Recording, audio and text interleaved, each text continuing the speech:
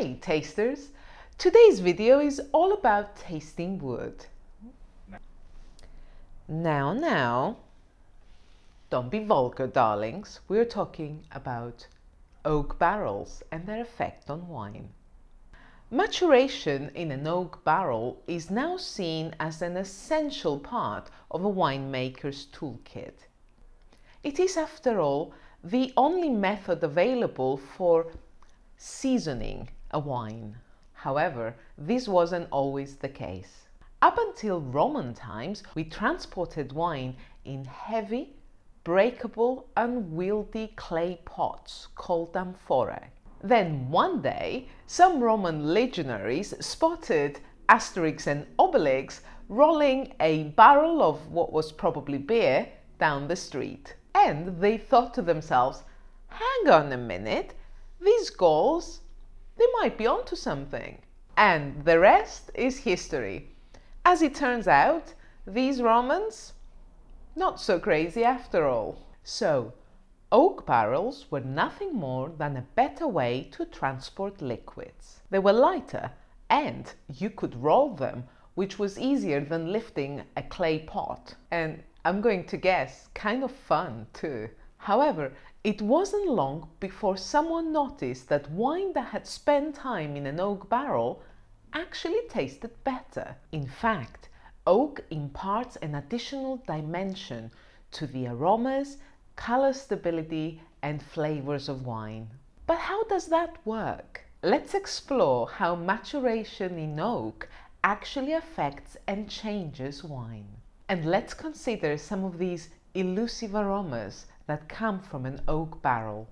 A wine that has matured in oak has a far more complex character and greater potential for aging compared to an unoaked wine. But how exactly does the barrel affect the wine? The barrel modifies mainly two components in wine: the aromatic character and the tannins.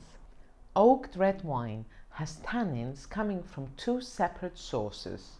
The first source of tannins is the skin, the seeds, and the stems of the grapes.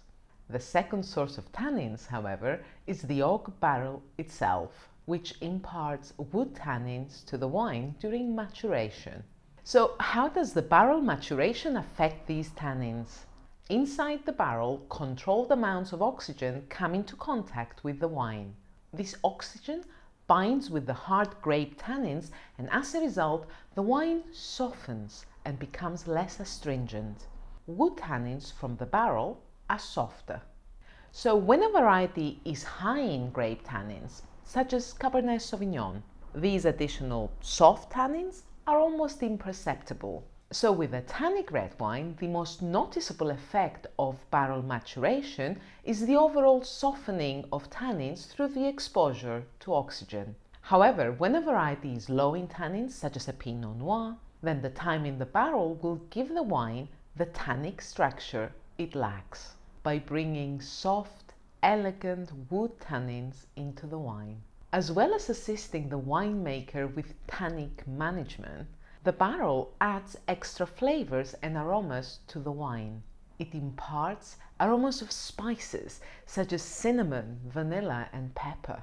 Also, woody aromas like cedar or pine. The barrel also imparts aromas of nuts such as almond and hazelnut.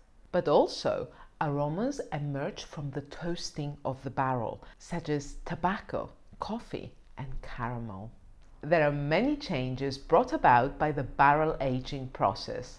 Some wine lovers adore the oaky character of some wines, while others prefer the vibrancy and brightness of the unoaked style. Which one do you prefer?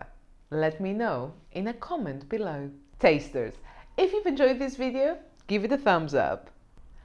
I'm back to using the Canon camera today. Let me know in a comment if you can see a difference in the video quality. And don't forget to subscribe. It really helps me so much. After all, there is no other feedback mechanism in this platform. It's either you thumbs up or you subscribe. Please do both. I will see you on the next video. Cheers!